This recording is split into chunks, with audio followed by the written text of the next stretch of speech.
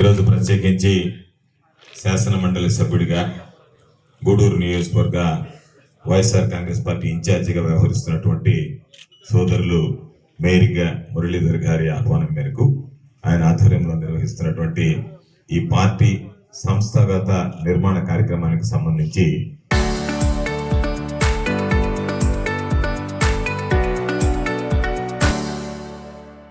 ఈరోజు మీ అందరితో కలిసి పాల్గొనే అవకాశం కలిగినందుకు మరొకసారి మురళి గారికి హృదయపూర్వకమైనటువంటి ధన్యవాదాలు తెలియజేస్తున్నాం. ఈరోజు మనందరికీ తెలిసినటువంటి విషయం 2024లో జరిగినటువంటి ఎన్నికల్లో మనం ఓటమి పాలైన తర్వాత ఓటమికి సంబంధించినటువంటి కారణాలను విశ్లేషించుకున్నప్పుడు, ఎందుకంటే బహుశా ఆంధ్ర రాష్ట్ర చరిత్రలో ఏ ముఖ్యమంత్రి చేయనటువంటి విధంగా పేదవాడికి అన్ని వర్గాలకు సంబంధించి సంక్షేమ కార్యక్రమాలు అందించినటువంటి ఘనత మన నాయకుడు జగన్మోహన్ రెడ్డి గారికి. కానీ ఎక్కడో లోపం జరిగింది, దానివల్ల మనం వెనకబడ్డాం, ఓటమి పాలయ్యాం అని అన్ని కారణాలు విశ్లేషించుకున్నప్పుడు రకరకాలైనటువంటి కారణాలు, 3 పార్టీలు కలిసి వచ్చాయి, రకరకాలైనటువంటివన్నీ మాట్లాడుకునేటప్పుడు పార్టీలో కార్యకర్తలకు సంబంధించి మనం పెద్దగా పట్టించుకోలేకపోయాం అనేటువంటిది అన్ని వర్గాల కార్యకర్తల దగ్గర నుంచి కానీ స్థానికంగా ఉండేటువంటి నాయకుల దగ్గర నుంచి కానీ మనకు వచ్చినటువంటి సమాచారం. అందుకే జగన్మోహన్ రెడ్డి గారు స్పష్టంగా కరోనా కష్టకాలంలో ప్రజలకు సంబంధించి మనం సేవలు అందించేటువంటి ఆ ఆలోచనలో మనం నాయకుల్ని, స్థానికంగా ఉండేటువంటి నాయకుల్ని, కార్యకర్తల్ని పెద్దగా పట్టించుకోలేకపోయినటువంటి వాస్తవాన్ని గమనించి ఆయనే జగనన్న 2.0 అంటే మరలా వచ్చేటువంటి జగన్మోహన్ రెడ్డి గారి ప్రభుత్వంలో కార్యకర్తలకి పెద్దపీట వేస్తానని చెప్పి ప్రకటించి అందులో భాగంగానే ఈరోజు ఈ సంస్థాగత నిర్మాణానికి శ్రీకారం చుట్టడం జరిగిందని చెప్పి మీ అందరికీ తెలియజేస్తున్నాం. ఇది నిజంగా ఒక విభిన్నమైనటువంటి కార్యక్రమం. ఇంతకు ముందు ఏ పార్టీ ఉన్నా సరే గ్రామ కమిటీ సభ్యుల్ని వేసుకునే వాళ్ళం, బూత్ కమిటీ సభ్యుల్ని వేసుకునే వాళ్ళం, అక్కడికి ఆగిపోయేది. ఒక గ్రామానికి సంబంధించి 10 మందికో 20 మందికో అవకాశం వచ్చేది. ఆ విధంగా కాకుండా గ్రామంలో ఉండేటువంటి ప్రతి కార్యకర్తని ఈరోజు దీనికి బాధ్యుడిని చేయాలి, ప్రతి కార్యకర్తను ఉత్సాహపరచాలి, ప్రతి కార్యకర్తకి ఈ పార్టీ నాదినేటువంటి భాగస్వామ్యం కల్పించాలనేటువంటి లక్ష్యంతో ఒక్క గ్రామానికి సంబంధించే దాదాపుగా 50 నుంచి 70 మంది వరకు ఈరోజు ఒక్కొక్క నియోజకవర్గానికి 7,000 నుంచి 10,000 మంది వరకు మెడికల్ లాంటి కార్యకర్తలను తయారు చేయాలి. ఈ రాష్ట్రంలో 18 లక్షల మంది జగనన్న సైన్యంతో ఈ దేశంలో ఎక్కడ లేనటువంటి విధంగా YSR Congress party cadre base అనేటువంటిది కల్పించాలనేటువంటి లక్ష్యంతో ఈరోజు జగన్మోహన్ రెడ్డి గారు తీసుకున్నటువంటి నిర్ణయానికి ఫలితమా మనందరం కలవడానికి అవకాశం అని చెప్పి మీ అందరికీ తెలియజేస్తాను. చాలా విషయాలు మాట్లాడుకున్నాం. చాలా మంది నా ముందు ఉన్నటువంటి వ్యక్తులు కూడా, పెద్దలందరూ కూడా చాలా విషయాలు చెప్పడం జరిగింది. అయితే ఈ రోజు ఉన్నటువంటి పరిస్థితుల్లో మనం అందరం ఆలోచన చేయాల్సింది, ఈరోజు ఒక కార్యక్రమం ఏదైనా సరే జగన్మోహన్ రెడ్డి గారు చెప్పారు ఆయన హయాంలో అంటే అది అమలైంది. అందుకే గ్రామాల్లో తిరిగితే ఎక్కడికైనా వెళ్ళినప్పుడు స్థానికంగా ఉండేవాళ్ళు చెప్తున్నారు, జగన్మోహన్ రెడ్డి గారు ఉన్నప్పుడు మాకు వైఎస్ఆర్ ఆసరా వచ్చింది, మా అందరికీ పెన్షన్లు వచ్చాయి, కొత్త పెన్షన్లు. దాంతోపాటు 45 సంవత్సరాల 60 మధ్య ఉన్నటువంటి వాళ్ళకి 18,750 రూపాయలు లెక్కన 4 విడతల్లో 75,000 రూపాయలు చేయూత కింద ఇచ్చాడు. ఈబీసీ నేస్తామంటే 15,000 ఇచ్చాడు, కాపు నేస్తామంటే 15,000 ఇచ్చాడు, మత్స్యకార భరోసా అంటే 10,000 ఇచ్చాడు, నేతన్న నేస్తామంటే 24,000 ఇచ్చాడు, రజకులు నాయ బ్రాహ్మణ టైలర్లకు 10,000 లెక్కనిచ్చాడు, ఆటో మిత్ర అంటే వాహన మిత్ర అంటే ఆటోలకు 10,000 రూపాయలు లెక్కనిచ్చాడు. ఎన్నో రకాలైనటువంటి కార్యక్రమాలు ఆ రోజు జరిగాయి. ఏదో చంద్రబాబు అధికారంలోకి వచ్చాడు, రకరకాలైనటువంటి. ఏదో చంద్రబాబు చెప్పినటువంటి మాట సూపర్ 6 అని చెప్పాడు. ఒక్కసారి చూస్తే గ్యాస్ సిలిండర్లు 3 సిలిండర్లు అంటే పాపం ఆడవాళ్ళు మురిసిపోయారు, 3 సిలిండర్లు వస్తాయి, 3 సిలిండర్లు అని చెప్పి 3 నామాలు పెట్టాడు తప్ప 3 సిలిండర్ల గురించి మర్చిపోయాడు. ఉచిత బస్సు అన్నాడు. ఉచిత బస్సు ఎక్కి ఆడవాళ్ళు కొట్టుకుంటున్నారు, మగవాళ్ళని నెట్టేస్తున్నారు. ఇకపోతే రైతు భరోసా అని చెప్పి మొదటి సంవత్సరం ఎవరికి 1 రూపాయి ఇవ్వకుండా 2వ సంవత్సరంలో 10,000 ఇచ్చాడు. అంటే చంద్రబాబు నాయుడు నైజాన్ని గురించి చెప్పాలంటే జగన్మోహన్ రెడ్డి గారు 12,000 లెక్కన 4 విడతల్లో 50,000 ఇస్తానన్నాడు. కేంద్ర ప్రభుత్వం 6,000 ఇస్తుంది కాబట్టి నేను 7,500 లెక్కన 13,500కి పెంచి 5 సంవత్సరాలకు పొడిగిస్తాను అని చెప్పాడు. ఆ రోజు చంద్రబాబు ఏం చెప్పాడు, నువ్వు కేంద్ర ప్రభుత్వం ఇచ్చేటువంటిది నీ ఖాతాలో ఎట్టేసుకుంటావా, నువ్వు ఇచ్చేయాలన్నటువంటి డబ్బులు ఇవ్వాలి కదా అని. ఈరోజు చంద్రబాబు ఏం చేశాడు, నేను 20,000 రూపాయలు ఇస్తాను మీకు అని చెప్పి వాళ్ళు ఇచ్చేటువంటి 6,000తో నేను ఒక 14,000 చేతిలో పెడతాను, సర్దుకోండి అని చెప్పాడు. అదేనా ఇవ్వమంటే 1 సంవత్సరం ఎగ్గొట్టాడు, 2వ సంవత్సరం 10,000 రూపాయలు ఇచ్చాడు. పిల్లలకు సంబంధించి ఎంతమంది ఉంటే అంతమంది మీరు అందరికీ తల్లికి వందనం అని చెప్పి ఒక కార్యక్రమాన్ని తీసుకొచ్చి దాని మీద మొదటి సంవత్సరం ఎగ్గొట్టాడు, 2వ సంవత్సరం అరాకొరా ఇచ్చాడు, ఇప్పటికి ఫీజు రియంబర్స్మెంట్ ఇవ్వకుండా చదువుకున్నటువంటి పిల్లలు ఇళ్లకు వెళ్ళేటువంటి పరిస్థితి ఏర్పడింది. ఇవన్నీ పక్కన పెడితే మరొక ప్రధానమైనటువంటి అంశం, ఈరోజు ఆడబిడ్డ నిధి అని చెప్పి పాపం 1500 రూపాయలు ఇస్తానని చెప్పాడు. ఇంట్లో 60 సంవత్సరాల లోపల ఉన్న వాళ్ళు లెక్కేస్తున్నారు. నీకు 1500 వస్తుందమ్మా, నీకు 1500 వస్తుంది, నాకు 1500 వస్తుంది, 4500 నాకు వస్తుంది, అవ్వక 4000 వస్తుంది, మన ఇంటికి 8500 వస్తుంది అన్న. తీరా పాపం మీకు గుర్తుందో లేదో, ఆ ఇరిగేషన్ మంత్రి నిమ్మల రామానాయుడు ఇప్పుడు కనపడటంలో ఎక్కడ పాపం మొహం దాటేసాడు. ఆయన ఎంత పాపులర్ అయ్యాడంటే పోలవరం లాంటి గట్టి పాపులర్ కాలేదు, కానీ నీకు 18,000, నీకు 18,000, నీకు 18,000, నీకు 18,000 అని చెప్పి ఎక్కడ లేనటువంటి పాపులారిటీ సంపాదించుకున్నాడు. ఎక్కడికి వెళ్ళాడు, ఈరోజు కనిపించకుండా వెళ్ళిపోయాడు. ఆ 18,000 సంగతి ఏమిటి అంటే ఈరోజు ఎవరు మాట్లాడేటువంటి పరిస్థితిలో లేరు. అదేవిధంగా ఈరోజు 20 లక్షల ఉద్యోగాలు ఇస్తానన్నాడు. ఉద్యోగం లేకపోతే 3,000 రూపాయలు నిరుద్యోగ భృతి అన్నాడు. పాపం చాలా మంది చంద్రబాబు నాయుడు ఏ విధంగా ఊరించాడంటే, మన ప్రభుత్వం వచ్చేసిందంటే యువకులందరికీ ఉద్యోగాలు వచ్చేస్తాయని చెప్పి my first vote with CBN అని చెప్పి ఒక క్యాంపెయినింగ్ పెట్టి, నా మొట్టమొదటి ఓటు నేను చంద్రబాబు నాయుడుకి వేస్తా, వేసిన వెంటనే చంద్రబాబు నాయుడు నాకు ఉద్యోగం ఇచ్చేస్తాడని చెప్పాడు. సరే, ఈ మధ్య ఎక్కడో చంద్రబాబు మాట్లాడాడు. ఏమని మాట్లాడాడంటే, నాకు 20 లక్షల కోట్ల పెట్టుబడులు వచ్చాయి, దాంతో 23 లక్షల కోట్ల ఉద్యోగం వచ్చింది అని చెప్పాడు. బహుశా చంద్రబాబు నాయుడు ఇంగ్లీష్లో చెప్పాడు. నాకు వచ్చినట్టు ఆయనకి ఇంగ్లీష్ వచ్చు కాబట్టి ఆయన ఉద్దేశం 23 లక్షల కోట్లు అంటే ఈ దేశ జనాభా కూడా లేదంత. అయితే నేను అనుకుంటున్నా ఒక 23 లక్షలు ఉద్యోగాలని చంద్రబాబు నాయుడు చెప్పినటువంటి మాట. అంటే నేను ఈ గూడూరులో ఈ వేదిక మీద నుంచి ఈ ప్రభుత్వానికి చంద్రబాబు నాయుడికి ఛాలెంజ్ విసురుతున్నా. నీ ప్రభుత్వం అధికారంలోకి వచ్చిన తర్వాత నువ్వు ఎన్ని లక్షల కోట్ల పెట్టుబడి తెచ్చావు అనవసరం, ఎంతమందికి ఉద్యోగాలు తెచ్చావు నువ్వు మాట్లాడడం అనవసరం. నువ్వు గ్రామ స్థాయిలో సచివాలయాలు ఉన్నాయి, వార్డు స్థాయిలో సచివాలయాలు ఉన్నాయి. గ్రామ స్థాయి సచివాలయాల్లో, వార్డు స్థాయి సచివాలయాల్లో నీ ప్రభుత్వం అధికారంలోకి వచ్చిన తర్వాత ఇప్పటి వరకు ఎంతమందికి ఎన్ని ఉద్యోగాలు ఇచ్చాయనేటువంటి జాబితా ప్రచురించేటువంటి దమ్ము ధైర్యం నీకుందా అనేటువంటి దాని మీద చంద్రబాబు నాయుడు సమాధానం చెప్పాల్సినటువంటి అవసరం. చెప్పలేదు. ఎందుకంటే ఏదైనా గాలి పోగేసి మాటలు తప్ప ఎక్కడ అభివృద్ధి అనేటువంటి దాని మీద కానీ దృష్టి పెట్టేటువంటి పరిస్థితి ఉండదు. ఉన్నప్పుడు చెప్పారు, ఏమని చెప్పారు?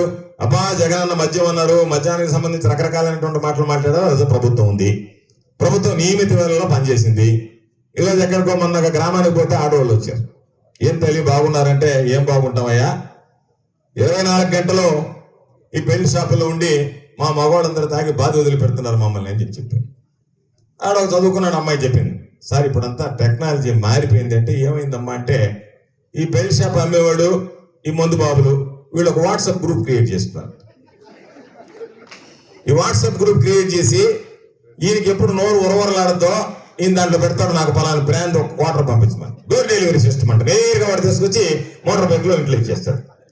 ఇది చూసిన తర్వాత ఇంకో కార్యక్రమం నోరు ఒకటి ఏమో వాడేదో మ్యాన్షన్ హౌస్ తాగుతున్నాడు, నేను ఒకటి తాగితే బాగుండని చెప్పి ఈయన క్వార్టర్ ఆర్డర్ ఇస్తాడు. తెల్లవాదులు డోర్ డెలివరీలో మద్యం 24 గంటలు అమ్మేటువంటి ప్రభుత్వం తప్ప జగన్మోహన్ రెడ్డి గారి లాగా ఈరోజు పేదవాడికి సంబంధించి రేషన్ సామాన్లు ఇంటికిద్దాం, అదేవిధంగా రేషన్ సరుకులతో పాటు పెన్షన్ ఇంటికిద్దాం అనేటువంటి ఆలోచన చేయలేనటువంటి ఈ వ్యక్తి నాకు 40 సంవత్సరాల సుదీర్ఘమైనటువంటి అనుభవం ఉంది అని అంటే నిజంగా అతను చూసి నవ్వాలనా ఏడవాలనా, అతను చూసి జాలి పడాలన్నా కూడా తెలియనటువంటి పరిస్థితి చంద్రబాబుని చూస్తే. ఏ విధంగా తయారైందంటే, ఏదైనా సరే చంద్రబాబు నాయుడు విషయంలో ఒకటే గుర్తుంచుకోండి, చంద్రబాబు నాయుడు అనేటువంటి వ్యక్తికి అసహ్యం లేదు. అసహ్యాన్ని జయించినటువంటి చంద్రబాబుకి ఏమి చెప్పడానికైనా సరే చంద్రబాబు వెనకాడడు. కాబట్టి చంద్రబాబు నాయుడు ఇది చెప్తే ఏమన్నా ఇబ్బందా, ఇది చెప్పకపోతే ఏమి లేకుండా ఇన్ని రకాలుగా మనం మాట్లాడుకుంటే ఈ సూపర్ 6 ఎగ్గొట్టేసి ఏ ఒక్క కార్యక్రమం కూడా లేకుండా నా సూపర్ 6 సూపర్ హిట్ అయిందని చెప్పి కర్నూలులో సభ పెట్టి దాంట్లో లేనిపోనివన్నీ చెప్పి ఈరోజు నేను బ్రహ్మాండంగా పరిపాలన చేశానని చెప్పుకునేటువంటి పరిస్థితికి దిగజారిపోయాడు. చేయలేకపోయేటువంటి వ్యక్తి, చేయలేక ఈరోజు రకరకాలైనటువంటి మాట్లాడేటువంటి పరిస్థితి ఏర్పడింది. ఈరోజు వీళ్ళు ఏమన్నా పని ఉంది అని అంటే మా ఊర్లలో చెప్తారు, ఎవరైనా ఏమొస్తున్నట్టు ఏ లేదా ముసలిళ్ళకి డబ్బులు వస్తున్నాయి అంటారు. ముసలిళ్ళకి డబ్బులు అంటే పెన్షన్. ఆ పెన్షన్ ఏంది, ప్రతి నెల 1వ తేదీ. ఇంకేం పని లేదు కదా, ఇచ్చే కార్యక్రమం లేదు, చేసే పని లేదు ఎమ్మెల్యేలకి. అందుకని ప్రతి నెల 1వ తేదీ ఇచ్చిన వాళ్ళకే పెన్షన్ ఇవ్వడం నేను ఎక్కడ వెళ్ళా. ఏదన్నా ఎమ్మెల్యే వచ్చి పెన్షన్ ఇస్తాడంటే జగన్మోహన్ రెడ్డి గారు పెన్షన్ ఇచ్చామంటే మొదట 3 నెలలకు ఒకసారి పెన్షన్లు మంజూరు చేసాం, తర్వాత 6 నెలలకు ఒకసారి పెన్షన్లు మంజూరు చేసాం. ఆ పెన్షన్లు మంజూరు చేసినప్పుడు ఇదిగో అమ్మా నీకు ఈ పెన్షన్ కొత్తగా జగన్మోహన్ రెడ్డి గారు ఇస్తే ఆయన ప్రతినిధిగా మేము వచ్చిస్తున్నాం అని చెప్పి పెన్షన్లు ఇచ్చేటువంటి వాళ్ళు. ఈరోజు అదిలే వచ్చే వాళ్ళకే ఒక్కొక్క ఎమ్మెల్యే ఒక్కొక్క గ్రామానికి పోయి పెన్షన్లు ఇస్తున్నాడు. మీకు తెలుసో తెలియదో కానీ చంద్రబాబు నాయుడు చాలా మందికి గ్రామాల్లో పెన్షన్లు ఇస్తుంటే వాళ్ళు ఎవరు నాయన అంటే వాడు పిక్ పాకెట్ కొట్టేవాడు, చైన్ స్నాచర్ కొనేవాడు, డివిజన్ కమిటీ చైర్మన్ అని చెప్పిపోతున్నాడు వాడు తెలుగుదేశం పార్టీ. ఆడ పోయినమైందే ప్రోటోకాల్ లేదు, ఆ సర్పంచ్ లేరు, కౌన్సిలర్ లేరు, కార్పొరేటర్ లేరు, ఉన్నటువంటి ఎంపీపీ లేరు, ఎంపీటీసీ లేరు, జడ్పీటీసీ లేరు, ఎవరు లేరు. వీళ్ళకి ఏమి ప్రోటోకాల్ ఉండిపోతున్నారో వాళ్ళు ఇచ్చే వాళ్ళకి అర్థం కావడం లేదు. కానీ తీసుకునే వాళ్ళు మాత్రం చీచి ఈడి చేతిలో నేను పెన్షన్ తీసుకునేది ఉందని ఇంట్లో లేడని చెప్పండి అని చెప్పి లోపలికి పోయేటువంటి పరిస్థితి ఏర్పడింది. వాళ్ళు చెప్తున్నారు అయ్యా మా ఆయన లేళ్ళే మళ్ళీ తీసుకుంటాడు అని చెప్పి ఈ చేతితో నేను పెన్షన్ తీసుకోవాలి ఇంత బతుకు బతికనేటువంటి స్థాయికి ఈరోజు గ్రామాల్లో ఉండేటువంటి పెద్దలు మాట్లాడుతున్నారు. అటువంటి వాళ్ళ చేత మీరు పెన్షన్లు పంపిణీ చేయిస్తే ఏదన్నా చంద్రబాబు నాయుడు జోబులో డబ్బులు ఇస్తున్నాడా, లేకపోతే ఇంకెవరన్నా మీకు సంబంధించినటువంటి మీ పార్టీ ఆఫీస్ నుంచి డబ్బులు ఇస్తున్నారా? ఇచ్చేది ప్రభుత్వ సొమ్ము. దాని మీద సర్పంచులు ఉన్నారు, స్థానికంగా ఉండేటువంటి నాయకులు, ఈరోజు ప్రోటోకాల్ ఉండేటువంటి వ్యక్తులు ఉన్నారు. వాళ్ళందరినీ పక్కన పెట్టి ఎవరైనా దారిన పోయేటువంటి దానిని తీసుకొచ్చి వాళ్ళ చేత పెన్షన్ పంపిస్తా. నాకు 45 సంవత్సరాల ఇండస్ట్రీ, నాకున్నటువంటి సుదీర్ఘమైనటువంటి అనుభవం అంటే ఇట్లాంటి వ్యక్తి పరిపాలన కాదు. కూడా నేను మీ అందరికి ఒకటే విషయం చెప్తున్నాను, గుర్తుంచుకోండి. చంద్రబాబు నాయుడుకి పరిపాలన చేత కాదు. చంద్రబాబు నాయుడు ఎవరన్నా అనుకుంటున్నాం ఆయన పెద్ద ఇంగ్లీష్ లో అన్ని భాషల్లో మాట్లాడుతున్నాడు. ఈ మధ్య నేను భలే బ్రహ్మాండం అనేటువంటి వాడిని అని చెప్పి చంద్రబాబు నాయుడుకి ఏమి లేదు. చంద్రబాబు నాయుడుకు ఉన్న ఒకే ఒక గుణం ఏంటంటే మంచిని చెడుగా చిత్రీకరించగలడు, చెడుని మంచిగా చూపించగలడు, అబద్ధాన్ని నిజం చేయగలడు, నిజాన్ని అబద్ధంగా మార్చగలడు. దాంట్లో బహుశా ఈ దేశంలోనే కాదు ఈ ప్రపంచంలోనే నెంబర్ 1 ఎవరంటే అది మన చంద్రబాబు నాయుడు అనేటువంటి విషయాన్ని ఈ సందర్భంగా మీ అందరికి తెలియజేస్తున్నాను. అందుకనే చంద్రబాబు నాయుడు ఆ ధైర్యం, ఆ ధీమా ఉంది కాబట్టి, ఆ మ్యానిపులేషన్ ఉంది కాబట్టి అందరూ చెప్తారు చంద్రబాబు నాయుడు అనేటువంటి వాడు అడ్మినిస్ట్రేటర్ కాదు, చంద్రబాబు నాయుడు అనేటువంటి వాడు మ్యానిపులేటర్ అని చెప్పి మాట్లాడేటువంటి పరిస్థితి ఏర్పడుతుంది. కాబట్టి ఈరోజు అన్ని విధాల ఎక్కడైనా ఏది మాట్లాడాలన్నా సరే ఈరోజు మనం ఒక్కసారి ఆలోచన చేస్తే ఈ రాష్ట్రంలో నిజమే పాపం చాలా మంది ఆవేదన వ్యక్తం చేశారు. ఎప్పుడు లేనటువంటి పరిస్థితులు. చంద్రబాబు నాయుడు ఏం చెప్పాడు? సెప్టెంబర్ 18వ తేదీ 2024 ఓ సమావేశం ఏర్పాటు చేశాడు. ఎవరితో?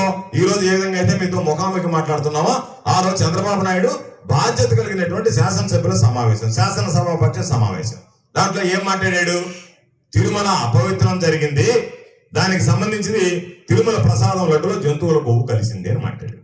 ఒక ముఖ్యమంత్రి స్థాయి వ్యక్తి ఈరోజు నువ్వు ఏదో ఒక విధంగా ఈ ప్రభుత్వాన్ని, గత ప్రభుత్వాన్ని అబాస్పాలు చేయాలి, జగన్మోహన్ రెడ్డి గారికి ఒక మరకంటించాలి, హిందువులకు సంబంధించి వెంకటేశ్వర స్వామి భక్తులకు సంబంధించి వాళ్ళ మనోభావాలు దెబ్బతీయాలి, ఆ దెబ్బతీయడానికి కారణం జగన్మోహన్ రెడ్డి గారిని చూపించాలనేటువంటి ఒక కుట్రతో నువ్వు ఒక ప్రయత్నం చేశావు. చేసి ఒక సిట్టుని ఆగమేఘాల మీద వేసేసావు, స్పెషల్ ఇన్వెస్టిగేషన్ టీం అని. వెంకటేశ్వర స్వామి అనేటువంటి వాడు సాక్షాత్తు నేను ఉన్నాను అని నిరూపించుకోవడానికే ఆ కేసు సుప్రీంకోర్టు దాకా తీసుకువెళ్ళాడు. సుప్రీంకోర్టు ఏం చెప్పింది? మీ మీద మాకు నమ్మకం లేదు, ఒక ముఖ్యమంత్రి స్థాయిలో ఉండేటువంటి వ్యక్తి ఈ విధంగా మాట్లాడుతున్నాడంటే మాకు అనేక రకాలైనటువంటి అనుమానాలు ఉన్నాయి, కాబట్టి మీరు వేసేటువంటి ఆ సిట్టులో సిబిఐ అధికారులు కూడా కలిపివేయండి అన్నారు. సిబిఐ అధికారులు కలిపివేశారు. అది కాకుండా చంద్రబాబు నాయుడు వేసినటువంటి రాష్ట్ర అధికారులతో కనుక సిట్టు వేస్తుంటే ఖచ్చితంగా దాంట్లో జంతుకోవు ఉంది, పందికోవు ఉంది, దాంట్లో చేప ఆయిల్ ఉంది, ఇవన్నీ ఏదైతే మాట్లాడారో అన్నీ ఉన్నాయని చెప్పి చూపించేవాడు.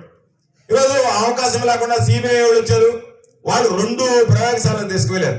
నేషనల్ డైరీ డెవలప్మెంట్ బోర్డు ఒకటి NDDB, national dairy research institute ఒకటి NDRI. ఈ 2 జాతీయ స్థాయిలో అత్యుత్తమ ప్రమాణాలు కలిగినటువంటి సంస్థలు, ప్రయోగశాలలు. వాటిలో చూపిస్తే క్లియర్ గా రాశారు, దీంట్లో గొడ్డు కొవ్వు లేదు, జంతు కొవ్వు లేదు, చేపరాయలు లేదు, పంది కొవ్వు లేదు అని చెప్పి ఇచ్చారు. ఈరోజు అది తెలిసిన తర్వాత నేననేది ఈ పవన్ కళ్యాణ్ అనేటువంటి వ్యక్తి ఎవరైతే ఉన్నాడో ఒక కర్ర తీసుకుని దానికి ఒక గుడ్డ చుట్టి ఆయన ఒక కాషాయ లుంగి కట్టి కాషాయ లాల్చి వేసి కాషాయ పైకొండ వేసి దాన్ని తీసుకువెళ్ళి నేను సనాతన ధర్మం ప్రాయశ్చిత్తం చేస్తున్నానని చెప్పి ఆ మెట్లన్నీ తుడిచిపోయాడు. బహుశా అప్పుడు తుడిచి ఆ కర్ర పెట్టాడో పారేసాడో తెలియదు. ఒకవేళ నిజంగా ఆ కర్ర ఉంటే మళ్ళీ దానికి గుడ్డ చుట్టు నేరుగా చంద్రబాబు నాయుడు దగ్గరికి పో, భ్రష్టుడా నీ మాటలని నేను గబ్బు పట్టిపోయానని చెప్పి ఆ కర్రతో 4 తగిలించి ఇప్పుడు వెళ్ళి ఆ మెట్లు శుభ్రం చేయాలి. అపవిత్రమైనటువంటి మాటలు మేము మాట్లాడాం కాబట్టి ఈ రోజు స్వామి నేను సేవ చేసుకుంటున్నాను నీకు అని చెప్పి ఈ రోజు ఆ కర్ర తీసుకుని గుడ్డలతో తొడవాలి. ఇది ప్రాయశ్చిత్తం అంటే. దానికి సంబంధించి మీరు చేసినటువంటి మీ రంగు బయటపడితే, మీ వాస్తవాలు మీరు చెప్తే, వాస్తవాలు తెలిసిన తర్వాత ఈ రోజు తెలిసిపోతున్నాయని చెప్పి దాని మీద రకరకాలైనటువంటి కుట్రలు, రకరకాలైనటువంటి కుతంత్రాలు, అక్కడ ఉన్నటువంటి ఈవోని బలిపశువుని చేయడం. ఈ రోజు చంద్రబాబు నాయుడు అనేటువంటి వాడు వయసు ఉంది, పెద్దవాడివి, తప్పే అబద్ధం చెప్పావు, తిరగబడింది. ఈ రోజు మనం చాలా సందర్భాల్లో చెప్తాం, ఆకాశం మీద ఉమ్మేస్తే మొహాన పడుతున్నట్టుగా ఈ రోజు జగన్మోహన్ రెడ్డి గారి మీద నువ్వు వేయాల్సినటువంటి కుట్ర స్వామి వెంకటేశ్వర స్వామి ఉన్నాడు కాబట్టి నువ్వు తప్పు చేశావు కాబట్టి అది వచ్చి ఈ రోజు నీ ముఖాన పడినటువంటి పరిస్థితి ఏర్పడింది. దానికి సంబంధించి క్షమాపణ చెప్తే ఏమి నామోషి, ఇంకా దానికి బేరాల పడతా అది అడ్డ జరిగింది ఇది ఇట్ట జరిగింది అని చెప్పి రకరకాలైనటువంటి సన్నాయ నొక్కులు నొక్కుతా ఉన్నటువంటి దగ్గర ఫ్లెక్స్లు కట్టి ఆ ఫ్లెక్స్ లో ఒక పక్క జగన్మోహన్ రెడ్డిది, ఒక పక్క సుబ్బారెడ్డి గారిది, ఒక పక్క కరుణాకర్ రెడ్డి ఫోటోలు వేసి ఎవరు వేశారు ఆ ఫ్లెక్స్లు, ఎవరు కట్టారు ఆ ఫ్లెక్స్లు, ఎందుకు కట్టారు ఆ ఫ్లెక్స్లు, ఎవరు ప్రోత్సాహంతో కట్టారు ఆ ఫ్లెక్స్లు, ఇవన్నీ తెలుసుకోవడానికి రాంబాబు అయ్యా ఇక్కడ ఫ్లెక్స్ కట్టడం కరెక్ట్ కాదు అని అంటే కర్రలు రాడ్లు తీసుకొచ్చి మనం వినలేనటువంటి ఉపయోగించలేనటువంటి భాష మీరు మాట్లాడితే రాంబాబు ఆవేశంలో నోరు జారి ఒక మాట అంటే అన్నదానికి వెంటనే రాంబాబు నేను నోరు జారాను అనకూడనటువంటిది, కానీ నేను చంద్రబాబును ఉద్దేశించి అనలేదు అని చెప్పిన తర్వాత మిగతా వాళ్ళని అనడం కూడా తప్పే కాబట్టి వాటిని వెనక్కి తీసుకుంటున్నానంటే 6 గంటల పాటు రాంబాబు ఇంటికి వెళ్ళి బీభత్సం చేసి ఎంత దారుణంగా అంటే పోలీసు వాళ్ళని చూస్తే నాకు నవ్వు వచ్చింది. వాళ్ళు అట్టనండి అక్కడ ఉండండి అక్కడి నుంచి తిట్టండి అంటున్నారు, అంటే దూరంగా లోపలికి రాబాకండి మళ్ళీ అక్కడి నుంచే తిట్టండి. తిట్టిన తర్వాత అయిపోయింది కదా, తిట్టేశారు కదా, ఇంకా మాడి అంటున్నారు వాళ్ళు. అంటే మేమే దగ్గరుండి వాళ్ళని తీసుకొచ్చాము, వాళ్ళ చేత తిట్టించాము అని చెప్పి మాట్లాడారు. ఈ రోజు పాపం ఆయన తీసుకెళ్లి మళ్ళా రకరకాలైనటువంటి కేసులు పెట్టారు, జైలుకి పంపించారు. రాంబాబు నేను జైలుకి సిద్ధమని అన్నాడు. జోగి రమేష్ ఇంటికి వెళ్ళి పెట్రోల్ బాంబులు వేసి ఆయన ఇల్లు తగలబెట్టారు. ఎప్పుడైనా ఇక్కడ చూస్తే ప్రసన్న ఇంటి మీద దాడి జరిగింది. ఈ రాష్ట్రంలో ఎప్పుడన్నా ఎక్కడన్నా ఏదన్నా ప్రశ్నించడానికి ఇళ్ల మీదకి పోయినటువంటి సందర్భాలు ఉండవచ్చు, కానీ నేరుగా ఇళ్ల మీదకి పోయి పెట్రోల్ బాంబులతో దాడి చేసి ఆ ఇంట్లో ఉండేటువంటి కుటుంబ సభ్యులను కూడా చూడకుండా ఇంత భయంకరమైనటువంటి దాడులు నెల్లూరు జిల్లాలో గాని ఆంధ్ర రాష్ట్ర చరిత్రలో గాని ఏ రోజైనా జరిగాయా? నేను పెద్ద అనుభవం ఉన్నటువంటి వాడని చెప్పుకునేటువంటి ఈ చంద్రబాబు నాయుడు ప్రభుత్వంలో జరిగాయా? ఒక్కసారి మనం అందరం ఆలోచించాల్సినటువంటి సందర్భం. ఈరోజు అనేక విషయాలు, ఈరోజు పాపం భర్త చెప్పాడు Rayalaseema lift irrigation. Rayalaseema lift irrigation యొక్క ముఖ్య ఉద్దేశం ఏంది? ఈరోజు ఆంధ్ర రాష్ట్రం విభజనకు గురైన తర్వాత ఈ రాష్ట్రంలో అతి పెద్ద జలాశయాలు ఉండేటువంటివి నెల్లూరు జిల్లాలోనే, సోమశిల గాని అటు కండలేరు గాని, మిగతావన్నీ చిన్న చిన్న జలాశయాలు. సో శ్రీశైలం వచ్చినప్పటికీ ఉమ్మడి జలాశయం. శ్రీశైలం ఉమ్మడి జలాశయంలో 2014-2019 మధ్యలో ఉన్నప్పుడు కలువకుర్తి దగ్గర నుంచి నెట్టింపాడు దగ్గర నుంచి భీమా ఎత్తిపోతల పథకం దగ్గర నుంచి ఎన్ని రకాల జోరాల దగ్గర ఎత్తిపోతల పథకం దగ్గర నుంచి అదేవిధంగా నీకు పవర్ కి సంబంధించి తెలంగాణ వాడు 800 అడుగుల మట్టం కన్నా కింద రోజుకి 8 టీఎంసీలు తీసుకువెళ్ళిపోతుంటే మనకి సంబంధించి ఇబ్బంది పడుతున్నాం. ఈరోజు మనకి ఏదన్నా వచ్చేటువంటి ఉపనదుల్లో కూడా నీళ్లు ప్రభావం తగ్గిపోతుంది. నీటి ప్రవాహం తగ్గినందువల్ల భవిష్యత్తులో ఈ రాష్ట్రాలకు సంబంధించి రాయలసీమ నెల్లూరుకు సంబంధించినటువంటి రైతులు ఇబ్బంది పడతారు. మహానేత రాజశేఖర రెడ్డి గారు 11,000 క్యూసెక్లు ఉన్నటువంటి పోతిరెడ్డిపాడు హెక్టర్ని 44,000 క్యూసెక్లకు పెంచాడు. కాబట్టి ఈ రోజు రోజుకు 3 టీఎంసీలు తీసుకువెళ్లేటువంటి అవకాశం కలుగుతుంది. దాని ద్వారా రాయలసీమకు సంబంధించి నెల్లూరుకు సంబంధించి సోమశిల ప్రాజెక్టు కానీ సోమశిల ద్వారా కండలేరుకు కానీ నీళ్లు ఇచ్చేటువంటి అవకాశం వెసులుబాటు ఉంటుందని చెప్పి ఆలోచన చేశాడు. 3,825 కోట్ల రూపాయలతో ఆ ప్రాజెక్టును ప్రారంభించాడు. మేము అడిగేది దానివల్ల ఈ జిల్లాకు ఉపయోగం ఏమిటంటే ఎన్ని సందర్భాలలోనో అక్కడ ఇరిగేషన్ అడ్వైజరీ బోర్డు సమావేశం జరుగుతుంది. ఎమ్మెల్యేలు 2గా విడిపోతారు. మామూలుగా మనకు తెలుసు కదా, ఒక సామెత ఉండేది, ఎవడో ఒకడు చెరుకుగడ ఎత్తుకొని పోయి చెరుకుగడ తినాలనిపించింది వాళ్ళిద్దరికి, కానీ డబ్బులు లేవు తినడానికి. ఏం చేశారు? అయ్యా మనం కొట్టుకున్నట్టుగా ఇద్దరు తగ్గు పెట్టుకుని వాడకు చెరుకుగడ ఈడుకు చెరుకుగడ కొట్టుకున్నట్టుగా పోయి ఆ చెరుకుగడలు తిన్నారు ఇద్దరు కలిసి. ఆ విధంగా ఇక్కడ ఎమ్మెల్యేలు 2గా భాగించి ఆ పక్క ఏమో సోమశిలకు నీళ్లు ఉండాలంటాడు, ఈ పక్క ఆయనేమో కండలేరుకి నీళ్లు ఉండాలంటాడు. రకరకాలైనటువంటి గొడవలు పడతారు.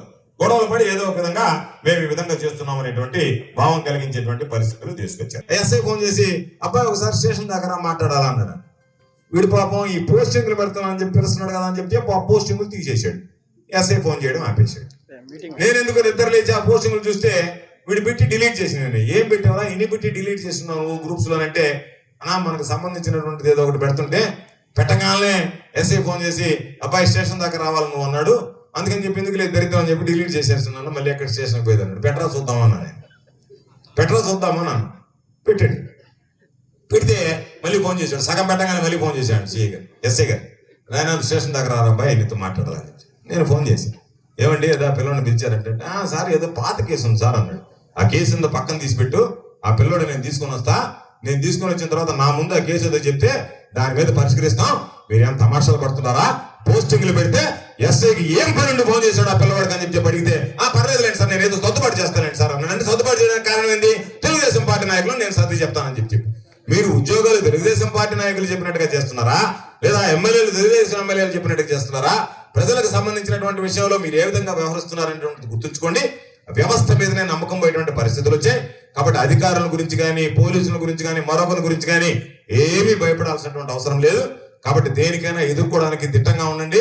మీరు ఒకటే గుర్తుంచుకోండి, ఈ రోజు వైఎస్ఆర్ కాంగ్రెస్ పార్టీ కార్యకర్త అంటే పులి. నిజమైనటువంటి పులులు ఎవరంటే మనం కాగిత పులులు, తెలుగుదేశం పార్టీకి సంబంధించినటువంటి కార్యకర్తలు అనేటువంటి విషయాన్ని గుర్తుంచుకోండి అని చెప్పి మీ అందరికీ సందర్భంగా మనవి చేస్తూ, ఏదో కాసేపు మాట్లాడి వెళ్ళిపోదాం అనిపించినా, ఈరోజు ఏదో చిన్న కార్యక్రమం కదా అనుకుని వచ్చిన పాపం ఒక పిలుపుతో ఇంత పెద్ద ఎత్తున మీరు అందరూ రావడంతో కాస్త ఎక్కువసేపు మాట్లాడాలనిపించింది, కాస్త ఎక్కువసేపు మాట్లాడడం జరిగింది అనేటువంటి విషయాన్ని మీ అందరికీ గుర్తు చేస్తూ, వైఎస్ఆర్ కాంగ్రెస్ పార్టీని ఆదరించండి, జగన్మోహన్ రెడ్డి గారిని ఆశీర్వదించండి. మీ సంపూర్ణమైనటువంటి ఆశీస్సులు సోదరుడు మురళీధర్ గారికి అందించి ముందుకు నడిపించండి. పేరు పేరున చేతులు జోడించి సవినయంగా ప్రార్థిస్తూ మీ అందరి దగ్గర సెలవు తీసుకుంటున్నాను. జై హింద్, జోహార్ వైఎస్ఆర్, జై Jagan. Local to global news at your finger tips. మీ చేతిలో ఒక ఆయుధం. Download Raa TV app. Media legend Ravi Prakash is back.